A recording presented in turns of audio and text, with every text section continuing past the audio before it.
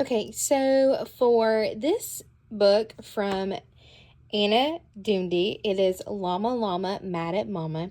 And one great listening strategy to have while you are reading this is to get a handheld little mirror. You can get these, at Walmart, Dollar Tree, all the things.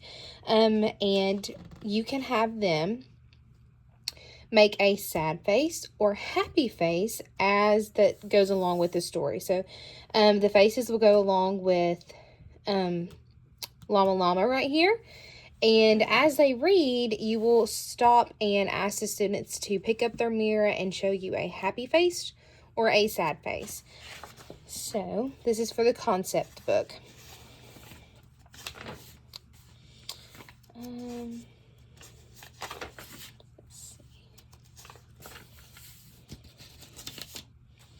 So, great big building, great big signs, lots of aisles, lots of lines.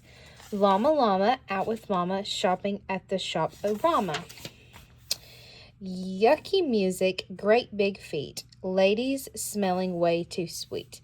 Look at knees and stand in line.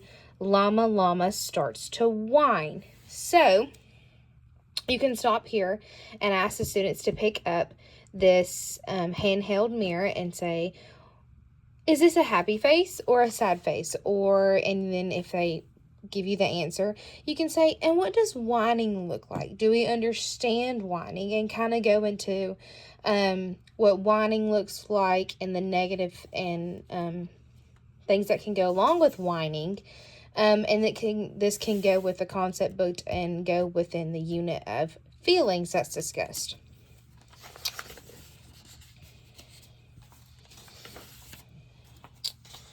Fast forward to the end. Time to leave, the shopping's done, no more waiting, time for fun. Out to parking not too far, where did Mama leave the car? Snap the buckle, grab the box, put on brand new shoes and socks. Say goodbye to Shop-O-Rama.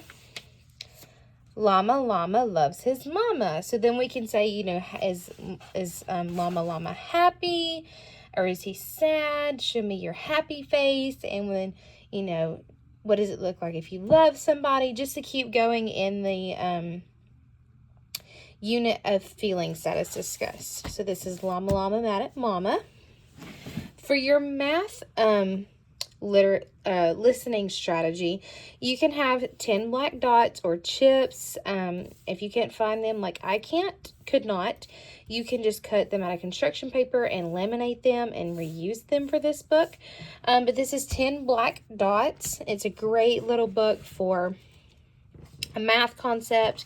And as you're reading this book, it's nice to already have it laid out in front of the students and have them count or pick up the dot as you're reading the book. So, what can you do with 10 black dots? So we can stop here and say, what do you think we might be able to do with our 10 black dots that are in front of us? And just kind of get their ideas and see what they might think.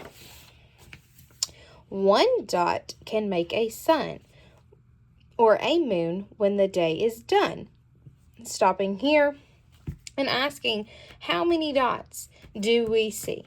One, and then we can say, okay, and here, and then both together we say two. And you can have them say, we have one, or we have two. I'm going to have them hold up. You can have them hold it up, lay it to the side, anything like that as you keep going. Two dots can make the eyes of a fox, or the eyes of keys that open locks. Have them open two. Even if you're doing this in a small group setting, you can have them like place the dots on top of the ones that are shown in the book, or you can again have them hold it up. And if you're doing counting, you can say, okay, what comes after two? Three dots can make a snowman's face, or beads for stringing on a lace. And again, just having them count 1, 2, 3, calling on a student to count, having them place it to the side, hold it up, anything like that. Even if you don't have chips or construction paper or anything, you also could give them white dry erase boards for maybe like kindergarten or something, and have them draw on the board and give it examples, and just kind of guide them. So you can do 9 dots can make toy soldiers standing in rank. And again, counting 1, 2, 3, 4, 5, 6, 7, 8, 9. Have them count what comes after 9. You know, 1, 2, 3, have them count their dots. You can even use this book to go on into subtracting. So we could say, okay, if I have 10 and I need to remove 1 to make 9, let's just remove 1, and then we have 9. If I need 9 plus 1, add 1, it could be 10. So you can do this multiple different ways with the 10 Black Dots book. Moving on to our reading listening strategy. This is with If You Give a Mouse a Cookie. I found these and I love them. It's just little cookie and pen, and so you would lay these out in front of the students, and again, you could laminate these to reuse them over and over each year, or in small group or anything along that line. And you could start by reading, and you could say, okay, if you give a mouse a cookie, where do you think he might do with it? Where do you think he's going to hide it? What do you think is going to happen next? And you can have it like kind of in a pile over here and have them place what they think is going to be next. So we can do, if you give a mouse a cookie. So we can say, if you give a mouse a cookie, and stop and say, calling students, what do you think is going to happen next? They can pick up and say that he would want a glass of milk. Maybe he would want a straw. Maybe he would want another cookie. So just kind of get the answers from them and then continue reading. He's going to ask for a glass of milk. So then you can have them lay the cookie and then the milk. And then it says, when you give him the milk, and stop, ask, would they think he would want a straw? Or would he like a nap? And get their answers and then move on to the next one.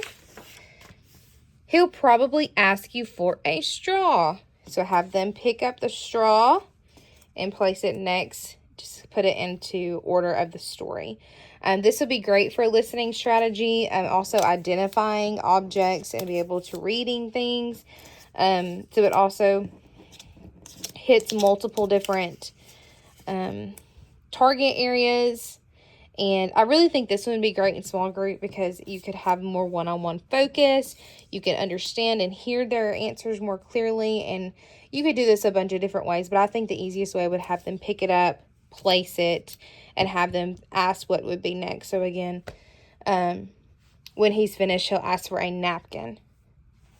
The napkin's right here. Place it. And you could do that along throughout the story.